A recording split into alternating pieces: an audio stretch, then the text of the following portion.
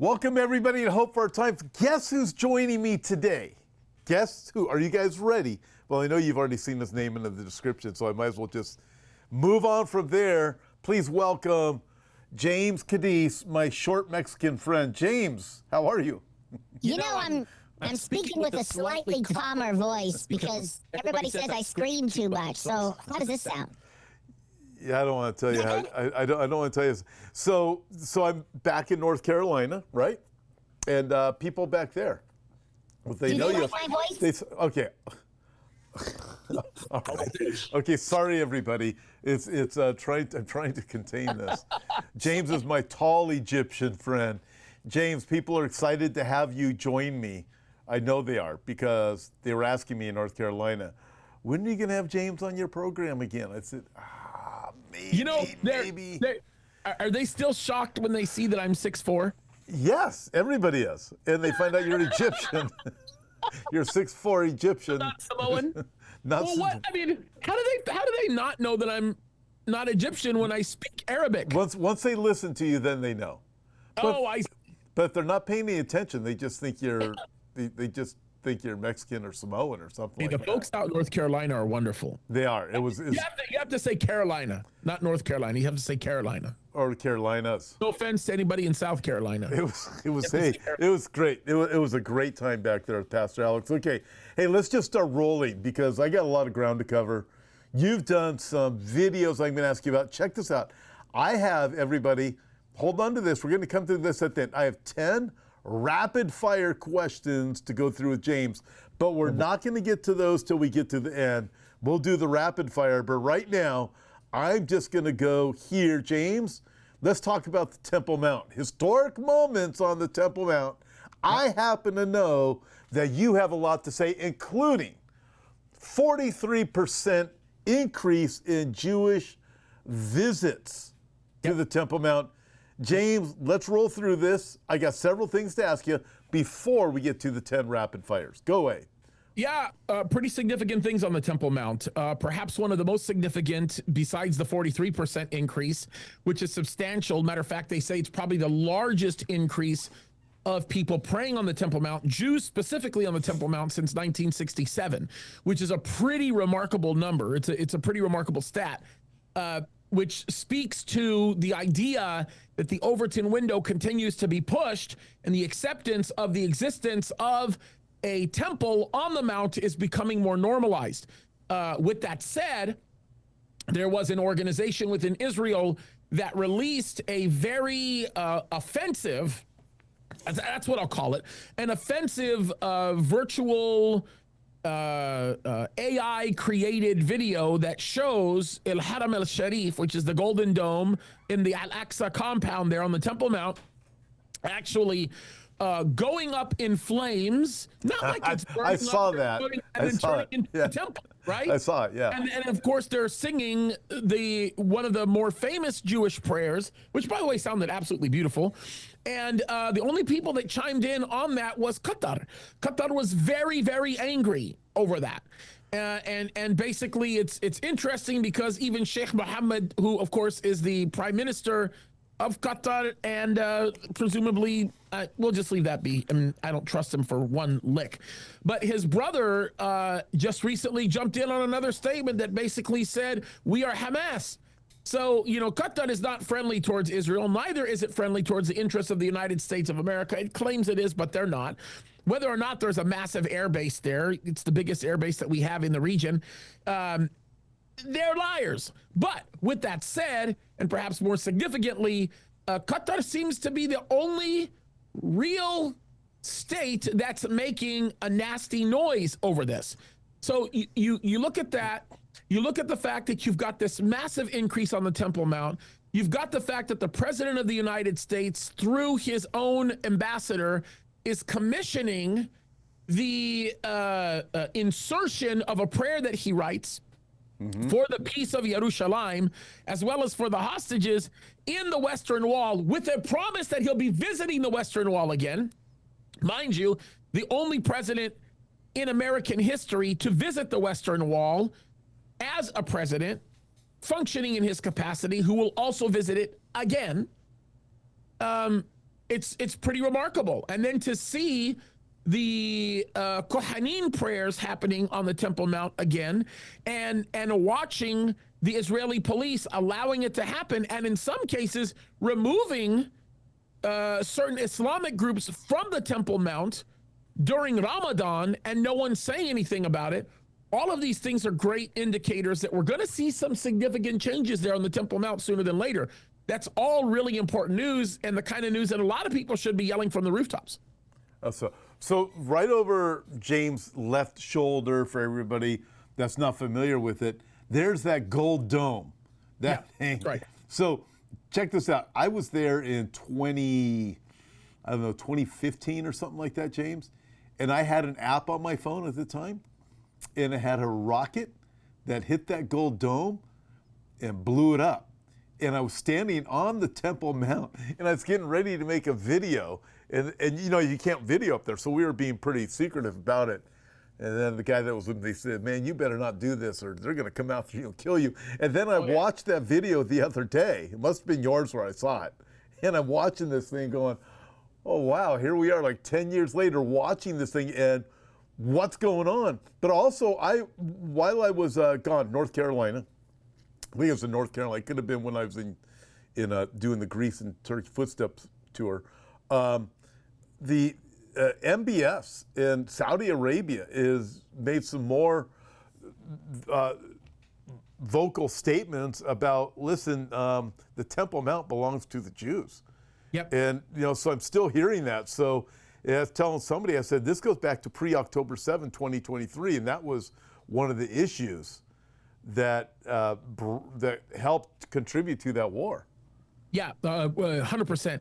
And Saudi Arabia, MBS specifically, is recognizing a lot of the modern scholarship that's coming out of India, Pakistan, regarding the Quran, regarding Islamic beliefs. It's becoming more and more common knowledge that the only real extant manuscripts that you have of the Quran happen to be late 9th century. And the reality of it is, even the manuscripts that you would consider to be extant do not provide any real indicator of what was originally said in the Quran, because of the absence of lots of grammatical infrastructural marks. The bigger problem with that is that then you have scholars over the years who have burned certain families of manuscripts, who have declared some to be inaccurate and others to be accurate, and completely just spitting in the face of what every Muslim claims regarding the Quran. On top of that, the scholars are beginning to realize that when you talk about Mecca during that time, during the time of Muhammad, would not have been the Mecca of Saudi Arabia. There was nothing in Saudi Arabia during that time. It was all desert. The Mecca that people would have been talking about while referencing the time period that Muhammad supposedly lived would have actually been near Damascus. So you're talking about further north, and any associations that would have been made with anything that even remotely resembled a Kaaba would be the very thing that I'm pointing at, the Temple Mount. Okay, so the thing that you have to understand is MBS is seeing this, and he's recognizing the fact that a modern Islamic scholarship is debunking what the traditional views of Islam have been, and he himself is beginning to explain to people that the view of the royal family of Saudi Arabia is that the teachings of the Quran are subject to those that are seeking to interpret it, and he's basically saying that many of the interpretations of the past are incorrect. That's why he's beginning to allow rhetoric to continue on that states that the Jewish holy site is the Temple Mount, and it has no semblance of holiness to the Muslims, because he wants to take the eyes off of Jerusalem and the Temple Mount, and he wants to put it on Mecca. Why? Because the longer you stare at Jerusalem with respect to modern Islamic scholarship, the more it begins to fall apart. The more you begin to focus on Mecca as it sits in Saudi Arabia, while you have the opportunity to mold what may be the new Islamic dialogue, for lack of a better term, or shall I say monologue, coming out of Saudi Arabia, is going to change everything. Now, the problems that Saudi Arabia has with this right now are based in several major issues that they have to defeat. They have to defeat the security problems that they have that come from the southern portion of the Arabian Peninsula. They have to defeat some of the issues that they're dealing with respect to what's threatening their market assertions and some of the changes that they want to make. They also have to deal with, and this is a very significant one, and perhaps the most significant problem that they have to deal with, is they have to deal with what is threatening what could be their prosperity by allowing the Jordanian Waqf to have guardianship or control over the Temple Mount. They want to take it so that they can shelf it. If Jordan continues to manage it, that's going to become a problem. King Abdullah, by the way, of Jordan, is doing a few things that might make that very difficult for the Waqf to remain within the possession of Jordan, especially as they're talking about the expulsion of many of these Islamic Brotherhood characters that they found and discovered in Jordan recently, and some of the other things that are going on. So you've got some huge dynamics in play right now that could end up becoming very consequential, which is why MBS is doing what he's doing and why he sees the need to be very urgent about his approach with respect to all of this. Yeah, that's great. One of my recent trips to Israel, somebody that was on the tour group with me, we were standing up on the Temple Mount, and we were talking about the Gold Dome. It's right over your shoulder. Yep. And they said to me, you know why I think that Gold Dome is there? Is because God is sovereign. He made sure it was put there so no temple would be built there until he says now, because that thing I would agree. is a problem. I thought that was great insight. By the way, I'm going to ask you, you recently talked about we were one step closer to the world coming of the coming of the Antichrist. I'm going to ask you about that. We're going to get to the 10 rapid fire questions. But first, there's this. James, we have some cool things coming up. I have 2 trips coming to Israel. One of these days you're going with me. 2 trips coming up this year in October to Israel. We're also going to be in Dallas for a Hope for Our Times conference. You can check it out. Check these all out at the events page. But James, you're going to be in Santa Barbara with me coming up in August. And that is going to be, it's you and it's Brandon Holdhouse are going to be there. It's going to be in Santa Barbara, California. That's pretty cool. In person. I don't do these a lot. No, I know you don't. People in North Carolina said, do you think James will come back here? I said, I don't know. But then I said, well, he's coming to Santa Barbara with me. Then I think they're really mad at me. But anyways, that's that's cool. So check all these things out. They're at the events page at hopeforourtimes.com, also on the app. You can see our Israel trips, the Dallas, and the Santa Barbara with James and Brandon Holdhouse. Going to be a great time. Woo! Okay. You ready? Yes, sir. And I'm going to get you back on You Can't Make This Up, but not this week. We're going to get you back on. It's going to be fun. I think I picked a lot of people off on You Can't Make This Stuff. You can't make people mad on that show. The people who go there, they think everybody else is going to get mad because of the stuff we share. So it works good. It works good. Yeah. There you go. Yeah. So you're good. Okay. In fact, by popular request, I have to have you back on, or I'm going to be in trouble. Okay. We're one step closer to the world of the coming of the coming Antichrist. Yep. James, Klaus Schwab resigns. Pope Francis is dead. Strategic reset. What do you say about these things? I mean, look, this is going to become very interesting. There's a lot of variables that a lot of folks aren't really considering, and perhaps some of the most significant of those variables center around what we know or possibly may not know concerning what's going to happen with the Pope. I know that the enclave, I call it the enclave, the conclave is as announced to start in a few days. We'll see what happens with that. There's a lot of interesting things that happen here with respect to this. I think that there are some people that are up for grabs on this one.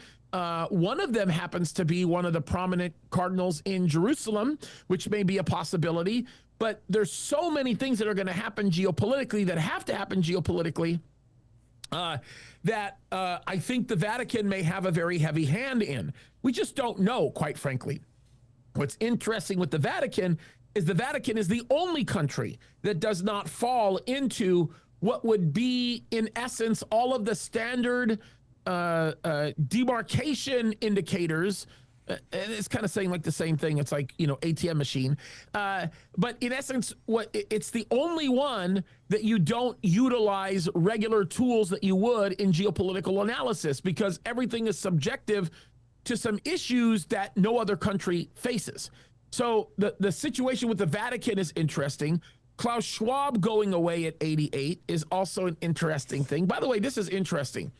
The Pope dies at 88. Klaus Schwab is gone at 88, retiring at 88. Mahmoud Abbas is 88 years old and just created the office of the vice president in the Palestinian Authority and appointed a new vice president, which means he's probably looking to some level of exit. I don't know exactly what's going on there, but it's kind of interesting. And not that I'm saying that there's anything significant with 88 here, but it is interesting to see how there are certain markers that are just very obvious. It's very hard to tell where things are going to go from here. The World Economic Forum is not on the way down. It is on its way to another reset. That's exactly what the World Economic Forum is doing. They're regrouping. We know that the globalists are going to come back stronger than ever. It's just the method that they choose to apply that is going to be very different. It might not be as open or as seemingly nefarious as it appears to be right now. We don't know. There's a lot of unknown variables there. NATO is in big trouble. NATO stands to lose any notoriety that it holds and may actually fall apart. At least Article 5 is likely going to fall apart over what Turkey is doing with Cyprus right now. Of course, Turkey being the second largest military in NATO, the first only being the United States. That's a whole other mess because of what's happening with Syria and everything else that's going on with Israel. There's a lot happening, bro, a lot. And so the Pope dying right now can add to the flames and make things accelerate into a path of complete annihilation, or it can actually slow things down. I think it's going to be the former instead of the latter. That's what I think. So when we look at Bible prophecy, according to the word that's used by John in the book of Revelation chapter 1, when you see these things which must shortly take place, for one thing he says must take place. Yep. Shortly, the implication from the Greek word there is once the events of the last days start to unfold, it's going to be quick. There's no stopping them. And they're going to go super fast. So I don't see, a lot of people are saying, what about the possibility of all of a sudden just a kind of a slowdown, God intervenes and stops everything? That's not what the Bible teaches. The Bible teaches, baby, when it starts, it's going to happen super fast. James, I think that's why you and I and people watching, we wake up every day and go, what in the world happened last night? Or did you see it happen 10 minutes ago? Yep. It's constant. It is nonstop. You can't keep up. News today is old news tomorrow. Something else is. 100%. Okay. 100%. So as we see the Pope dead, Klaus Schwab, what's going on, totally agree with you 100%. You were talking recently, we're getting very close to a war with Iran. You talk about the death of the Pope. How does all that fit? Well, Iran is an interesting thing because what I think is happening with Iran is President Trump is in essence creating the perfect situation for Bibi to do what we know Bibi's going to do anyway, and that's defy America. I think the president of the United States recognizes that Bibi's going to do what Bibi's going to do, and he is doing everything that he can to create the appearance of diplomatic efforts in Iran, knowing full well that Iran cannot be trusted. Understand this. It was President Trump that destroyed the first JCPOA that was established and has always had tremendous disregard for the existence of any type of JCPOA documentation being established, knowing that Iran is not trustworthy. And as long as Abdullahian type people, foreign minister imitations of Abdullahian exist, and as long as you have people who are imitators of Raisi, which you have in the current president, and as long as you have people sympathetic towards the causes of Khomeini, you're not going to get rid of the main problems that you see in Iran. There's just no way it's going to happen. And as a matter of fact, a lot of people doubt whether or not Khomeini is going to be able to carry on his legacy. Make no mistake about it, his son will have no problem doing it and has enough support to be able to do it. The bottom line is this: Iran can't be trusted to enter into a deal. So we've already seen 2 explosions within the last 3 days. significant explosions. We saw one 3 hours ago at the time of this recording, and we saw one a few days prior to that, all of which were designed to destroy major weapons factories. And that involves China as well, because China is the one that sold a lot of the fuel that Iran can no longer produce. And that fuel that was sold by China is now destroyed. And speaking of China, you have a much more significant thing that's beginning to develop, because China started this tariff war 40 years ago. They're losing badly. Their economy is hurting in ways you can't even begin to imagine. And now what you're looking at, if you're watching and paying any level of attention to the things that are going around the world right now, is you have a situation where China has basically landed a bunch of J-10 fighters in Egypt. And as a matter of fact, it's really interesting, because we already know that the People's Liberation Army Air Force has sent multiple combat aircraft to Wad Abu Rish Air Base in Egypt. And we're talking about Y-20s, we're talking about KJ-500 AWACS, we're talking about J-10B and C fighters, which, by the way, this is the 18th Brigade, and they're basically telling the whole world that China intends to sell some of these planes to Egypt. Now, Egypt is probably not going to buy those fighter jets.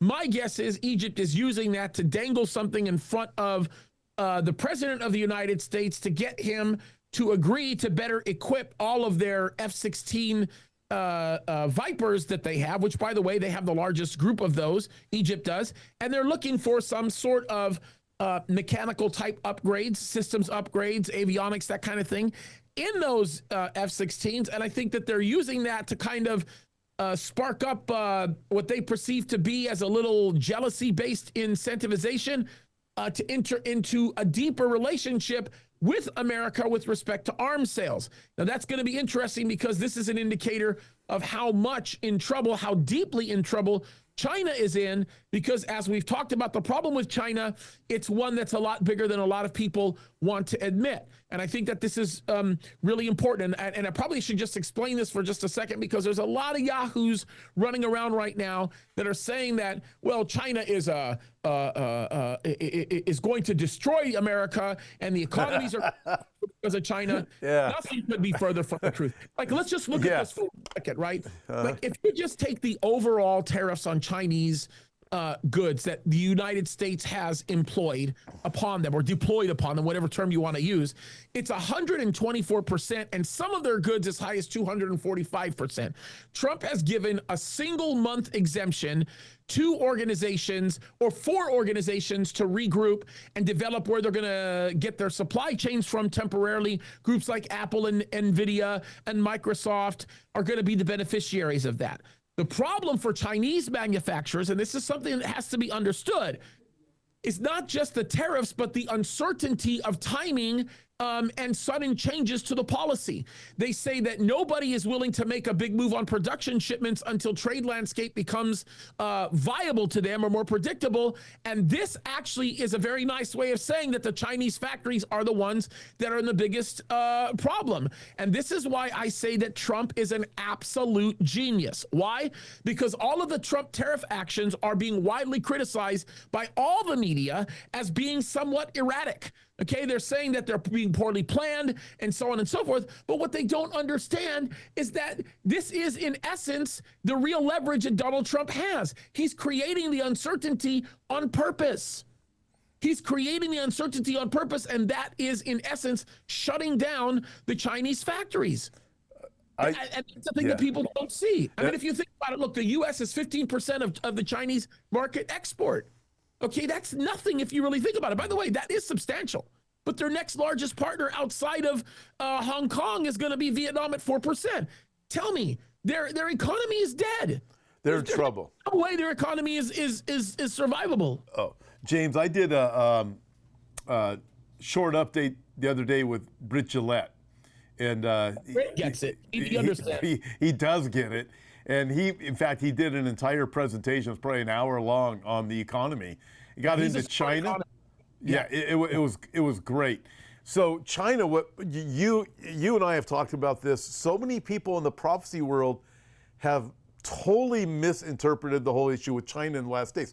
China is in an absolute free fall. They're in deep trouble with the economy. Listen, they are not going to come here. I get emails from people all the time, so angry at me, probably angry at you too, probably be angry after they see this.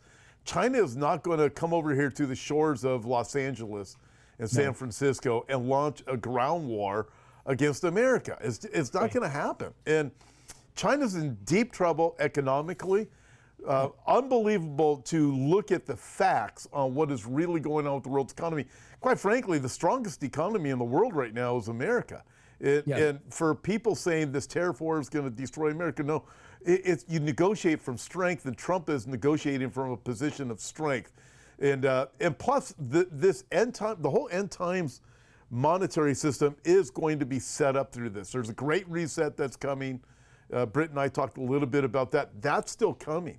But we look at this, and you're so spot on with what you're saying. I thank you for your insight on Egypt and China and what's going on there with the weapons. I have not had time to look into it. I knew it was what was going on, but I haven't had time to go into the study of it. So thank you for that. And let me say this, because I had an incomplete thought on that. With these fighter jets in Egypt, this is China's big, huge last Hail Mary. China has this massive problem of deflation that's going on right now in their economy. It's been happening since easily 2022, but it's been a slow burn for probably the last 15 years. So the deflation right now that's happening as we speak in China is destroying their economy, rapidly destroying their economy. Yep. And so what they're doing is it's a last-ditch effort.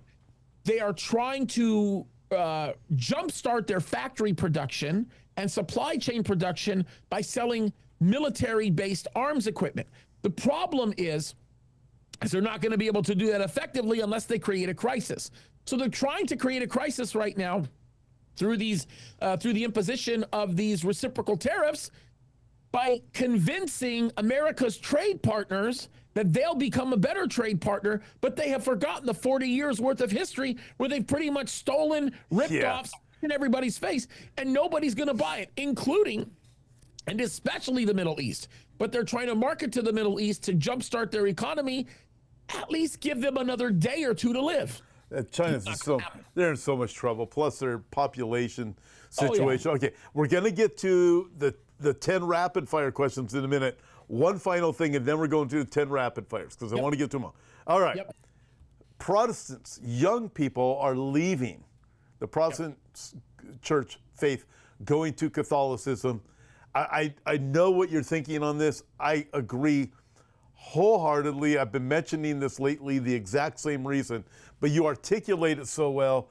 James, why are they fleeing the Protestant church, going to the Catholic church? So the big reason why they're fleeing, young people are fleeing and going to the Catholic church, is because pastors in the Protestant church have completely abandoned their responsibility. They've walked away from what they're supposed to do. Pastors on many levels have become very, very, very lost in what they consider to be their purpose. They're more concerned with likes on social media. They're more concerned with their outward appearance. They're more concerned with being culturally relevant, which, by the way, they have no relevance. And instead of doing the things that God has called them to do and to be mindful of those things, they've chosen to do the very things that are destroying them. And in essence, what we need to do as shepherds, first and foremost, is we need to be as close to the Lord as we possibly can. That's the first and greatest need that anybody that becomes the beneficiaries of our actions need to have. The other thing that we have to keep in mind is there's no room for laziness behind the pulpit. We need to go back to intelligent Bible teaching. We need to really study and take seriously the obligation that God has set before us to actually lead the people of God instead of ushered in confusion. The other thing that they need is they need people who will lead them through all of the lies that society has tried to feed them. They need pastors who, instead of saying, "Come on, black people," during George Floyd, "I want to listen to you. I want to hear what you have to say," they should have been the ones that said, "Holy Spirit, I want to hear you. I want to know what you have to say." And what they did was they did a huge disservice to black families and Hispanic families and every other kind of family that you can think of, because they did not step up as shepherds and proclaim the truth. Rather, they chose to, in the name of their own comfort, submit to this beast system that's beginning to form in a way that became detrimental to the body of Christ. So the reason why these young people are going to the Catholic Church is they see so much of the liturgy in the Catholic Church, and they're conflating it with the kind of things that they're lacking and longing for.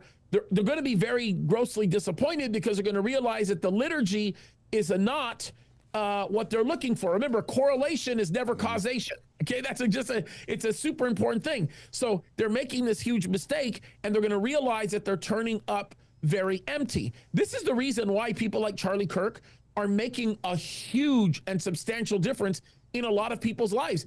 If you were to do analyzing on Charlie Kirk, the average person would say Charlie Kirk may be one of the most significant political operatives that exist in this country. If you were to ask Charlie what his view on that is, he would say, no, I'm not. I'm not even close to being a political operative.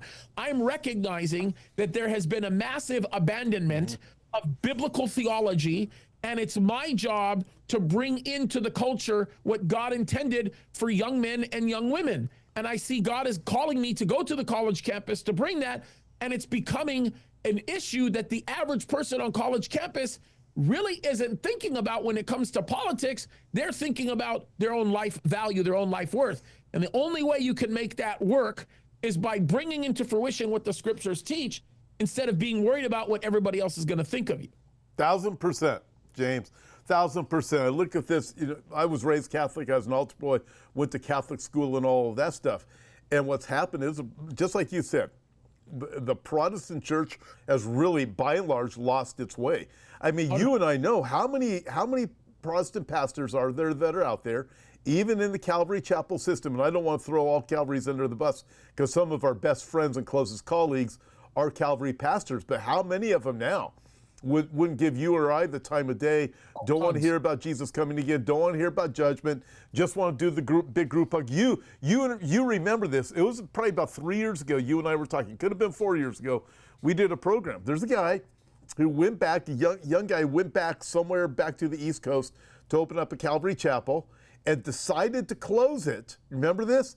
He decided to close it because he and his wife and the staff that came with him to plant a church were all white.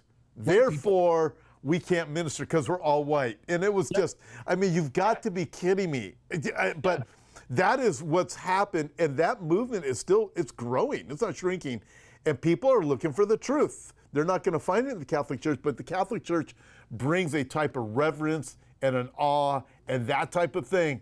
And it feels like, hey, I'm getting something when they're really not. But it's going to feel like it. I totally agree, 100%. And I don't mind saying this. Look at what's gone on with Calvary Chapel Costa Mesa. Look at how destroyed it is. I mean, you'd be lucky if you can fill the sanctuary in the combined total of who shows up in a single week. I never thought I would see the day where on a Sunday morning they have one service at Costa Mesa and literally a third of the sanctuary shows up. Why? Because they're not teaching the truth. That's it. They've abandoned the truth. So with that, now I've heard, I don't follow them, but I've heard that, and we're both Calvary pastors, but I've heard that they teach replacement theology. Is that true? Oh, yeah. Okay. Yeah. Char Broderson right now, Brian Broderson's son, is very anti-Israel. Interesting. It's hilarious to me. He's pro-Palestinian, and he would not know one bit of our culture if it slapped him in the face. I bet. You know what? I've challenged people with this, James, so many times. I've challenged replacement theology pastors. Come to Israel with me, and let's just do a tour, because let's go. You claim to know the Bible so well. Let's go to the place where the Bible's birthed. And that offer's still out there. I'm not going to pay your way to go. Pay yourself, but join me. Hey, James, real quick, how can people get a hold of you and watch you, follow you? So you can go to my website, jameskaddis.com. That's JAMESKADDIS.com. You can go to my YouTube channel, James Kaddis. I think it's youtube.com/@Pastor James Kaddis. But if you type in James Kaddis, you'll see me there. Oh, yeah, you'll see him. I'm all over. I make tons of videos all over the place. But those are the ways. And pray for us. You know, we're looking for a bigger building because we definitely need it. We're praying to God that door. But yeah, those are probably the easiest ways to do it. And also, hey, let's give a shout out to David Tell. I know David's on your program. He does live with you from Israel. Yep. Gihon Springs, great ministry. So with Gihon Springs plus Balagon connection. So how can people follow David too? David, it's gihonsprings.com, I believe it is. And then, matter of fact, just do this. Go to any show that I do with David and look in the description of the show notes. It'll give you all the links. Great. For David's Balagan Connection YouTube channel and Gihon Springs, you get a lot of great information out of that. Great. And by the way, we're going to get to the 10 rapid fires in just a second, but I want to mention this too. So upcoming, I'm going to be speaking, where is it? Up by Seattle, Washington at Conference Lake Stevens, Washington. It's going to be great, coming up at the end of May.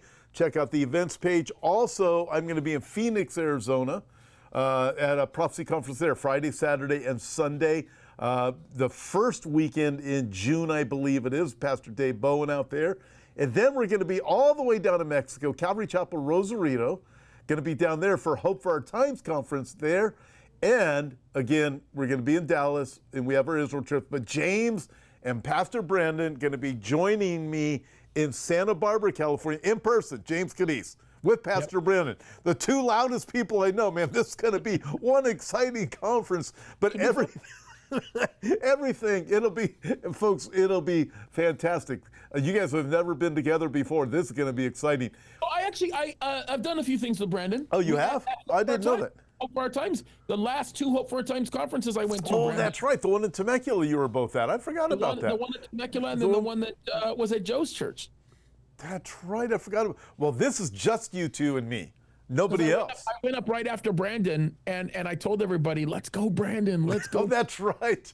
Remember? You did. Yeah. I do remember that. That's right. That's so funny. So this is going to be great. So check out everything. It's at the Hope for Our Times events page. Just go to the website or the app. All right, James, rapid fire. We only got about 8 minutes left. You ready? Yeah, let's do it. Okay, number one, 10 of these. Biggest Bible prophecy people are ignoring. Ezekiel 37, 38, and 39. 37 too? Explain why. Oh, absolutely. 37 is the gathering back of his people in ignorance. And no one's really paying attention to that. They're not understanding that as being uniquely and dramatically prophetic.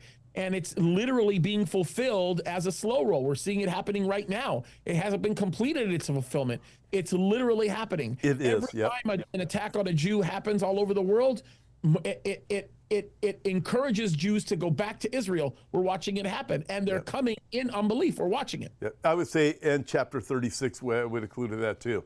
All right. Yeah, especially as a predecessor to everything that we would understand at the middle point of 39. It's completely true. Yep. Okay. Most dangerous global leader today. Number two. Most dangerous global leader today. In the globalist movement, or just most dangerous leader in the world right now? Let's go one of each, or they one and the same. Okay. I would say that the most dangerous leader in the world right now is probably Erdogan, the leader of Turkey. That's probably what I would say.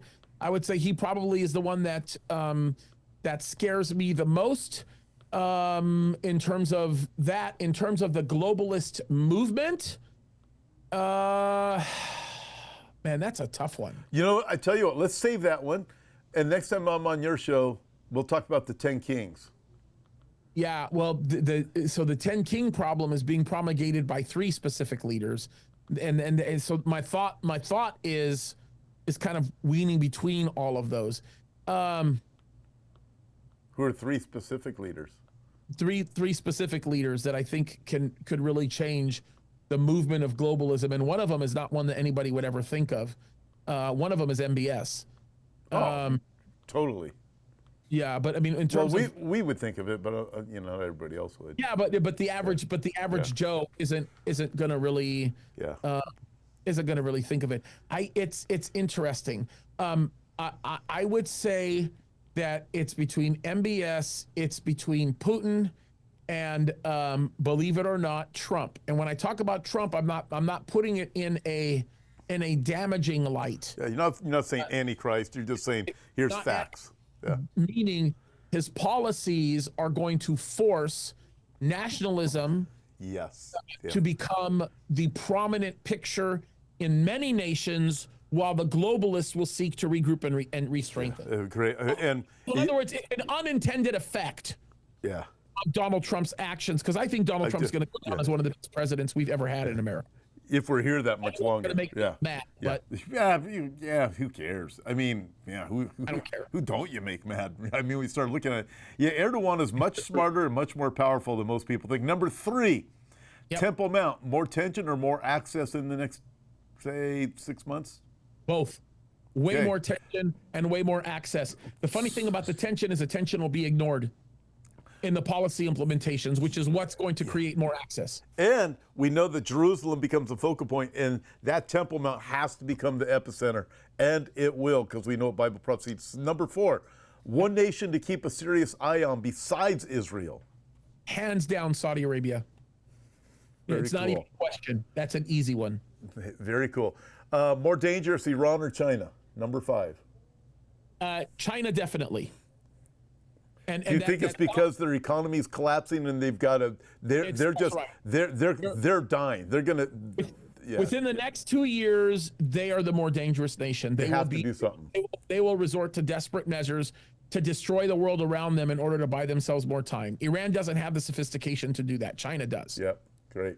Number 6. Who should worry about what country between the two? Should Israel worry about more? Definitely Iran. But overall in the world, I think China is going to go down like a dying bull that's going to kick and try to destroy everything in the final day. Great. Number 6, one book every Bible believer should be studying right now. Hands down, Revelation. It's not even a question. Not even a question. That is great. Hey, I think you have a book coming out on Revelation. Are you allowed to talk about that? Soon. Yeah. Okay. It'll be in the words of J.J. Walker, it'll be dynamite. It'll be dynamite. Yeah. Number 7, how close are we to Ezekiel 38-39 event scale of 1 to 10? Here's why I say that. Here's where the problem is with that. Is Iran, Turkey, and Russia are not best friends yet, but that could change in a moment. Yeah, Israel's not yet in peace and safety like the Bible describes. But they aren't, but that safety is or the peace part is tranquility. They're not there. But that could change because Israel's getting stronger and stronger, and they're not putting up with their enemies anymore. Yep. I'd probably say 7. Well, thank you. Number 8, do you think Antichrist is already alive? I don't know, and there's no way I'm going to attempt to answer that question. Number 9. Who is the Antichrist? That's not number 9. That's because I just don't know. You know what I mean? I get it. I mean, I look at events and I'm thinking, wow, this way I look at technology right now. Everything is moving so fast that we are going to surpass the place that the Bible describes of in the last days with technology.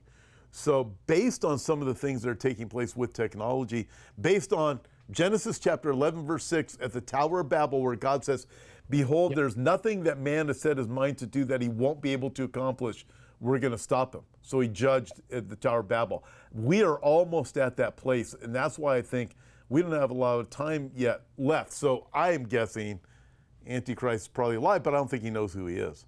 Yep, I agree. Okay, number 9, most misused Bible verse when people talk about the end times. Hands down, and it's a long gap between all the other ones, 2 Thessalonians 2:3. Okay. Yeah, and I was asked about that just recently. A guy from Australia asked me, hey, Paul from Australia, this is for you.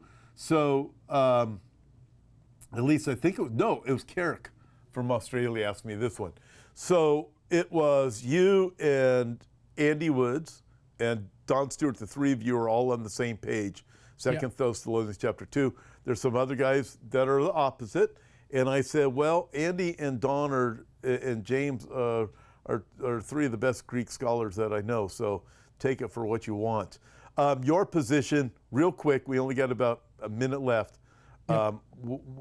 describe to everybody your position on 2 Thessalonians. And by the way, this person read Andy's book on it, absolutely loved it. Yeah, it's actually really simple. It's a language thing, and it's also a context thing. The language issue, it's like really important. Everybody thinks that the phrase or the word apostasia means people turning away from the Lord. And yes, in classical Greek and in Koine Greek, it was used generally in context of departing from the faith, but the real word means the departing. That's what it means. There is no inference of a definite article that needs to even exist there. It is taken as the departing.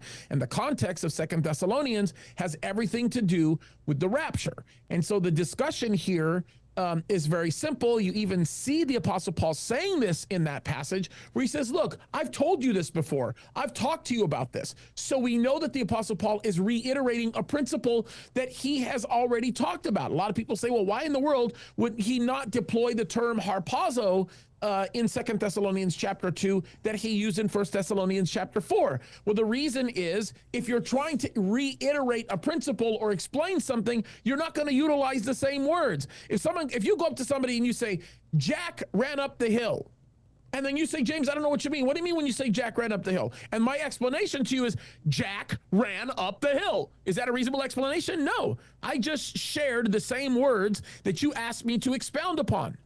What I would actually say is I would probably say something like, well, Jack, the guy that you met the other day, he actually, instead of walking like the average person does, he rapidly picked up the speed in which he was moving while he was going up the structure that was sloped. I said the same thing, but I used different words to describe it. Why? Because people were looking for clarity upon the original disposition that was set forth by the Apostle Paul. And the Apostle Paul said it, look, we've already taught you these things. Besides, when you look at the context, the fitting or the fit for the word, the departing, is far more amicable. It's far more viable. And there's the reason why it's far more viable, because the context is the Antichrist. And he refers to the church as the ones who, in essence, filled with the Spirit, are going to be the preserving influence, those that are the restrainers. So the reality of it is the context of 2 Thessalonians chapter 2 is basically the very thing that prevents the Antichrist from coming. The concern that he was trying to solve was the fact that many people had thought or were under the impression that the Antichrist was already there.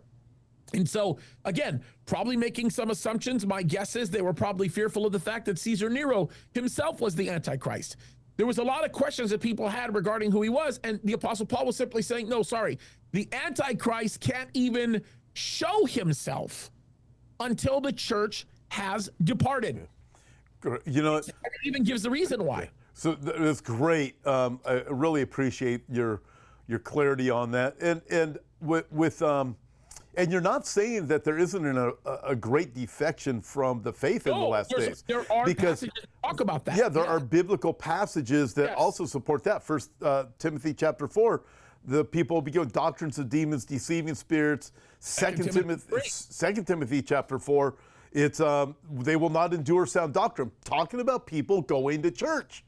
Now, of a form of godliness, deny the power thereof. 2 Timothy chapter 3. So you have the passages that support that, but that is not one of them is simply what you're saying. Okay, number 10, folks, on the rapid fire questions with Pastor James Kaddis. Number 10, one word to describe the season we are living in. That's a good question.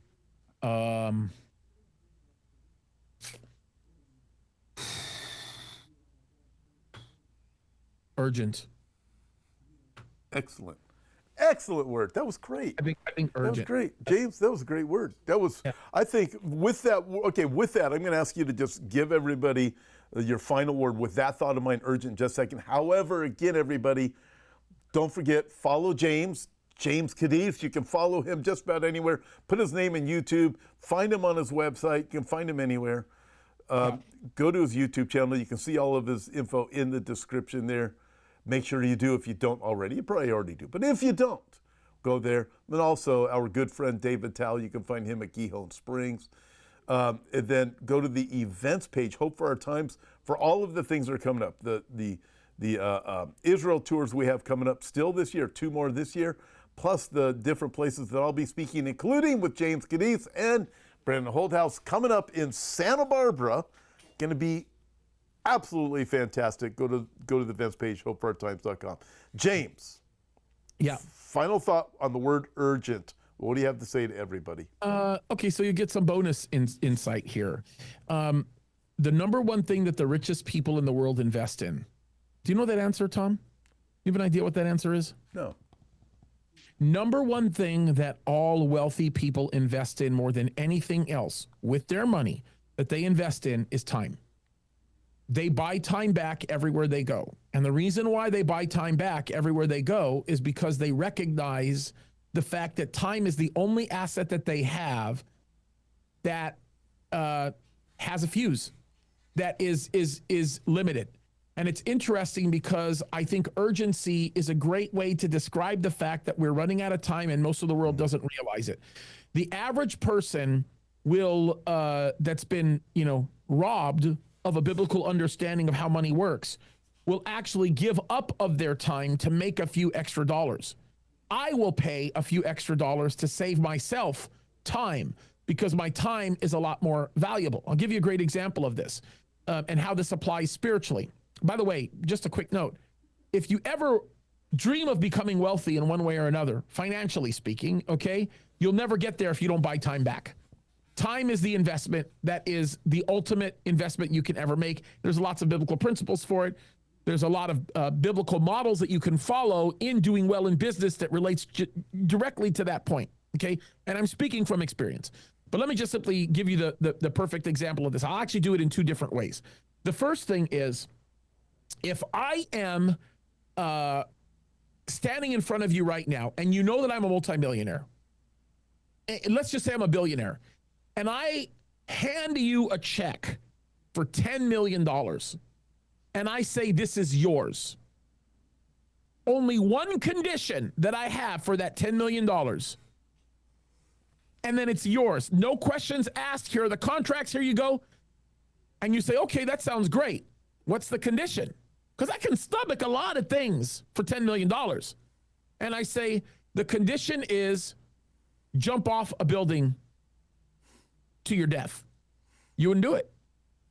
Because what good is a $10 million if you don't have time?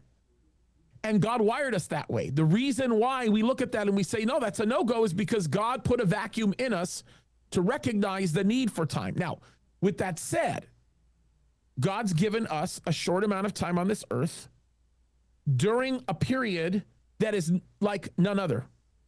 And I'll give you one example to demonstrate this.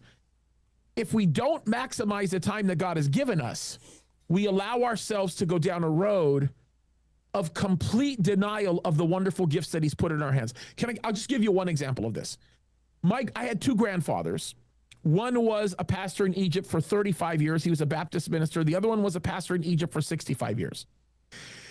If you were to take the combined efforts of both my grandfathers and you were to put on paper what would be the amount of time they spent preaching, one over a 65-year period, the other one over a 35-year period, you could make a viable argument that between the two of them, over a combined total of 100 years, 100 plus years, that they probably from beginning to end preached a total of 2.5 to 3 years. From beginning to end. So over a 100-year period, they preached for 2 to 3 years. That is exceptional. But for all intents and purposes, that's a pretty remarkable way to spend your life. Now, if you were to take the amount of people that listened to them over the years and the people that were affected by their discipleship, you could take that 3-year period of time and convert that to maybe 50 years worth of listening to 60 years worth of listening. Certainly the amount of time that would far outweigh the time that they were in ministry. Okay? If you were, and this applies to you too, Tom, because you have a YouTube channel that's comparable to the size of mine. Mine's actually smaller than yours, slightly. But I just looked at the analytics from the amount of people that listened to me this last month. So we're just gonna do the math here, okay? Based on the amount of hours that people spend listening to me this last month, over 330,000 hours on YouTube. That has been the equivalent of 40 years this last month of people listening. 40 years. I'm taking the little time that God has given me and I'm maximizing it with the tools that he's given me, that I might be able to take what is a limited asset and resource that I have and multiply it for the purpose of the kingdom. That's what the parable of the talents was all about. When Jesus gave the parable of the talents in Matthew 24, he said, I've given you something precious. What was precious? The knowledge of what was going to happen in the end days. He said, I expect you to take what I've given you and to multiply that. When I say that the time is urgent, that's what I mean. We don't have a lot of time.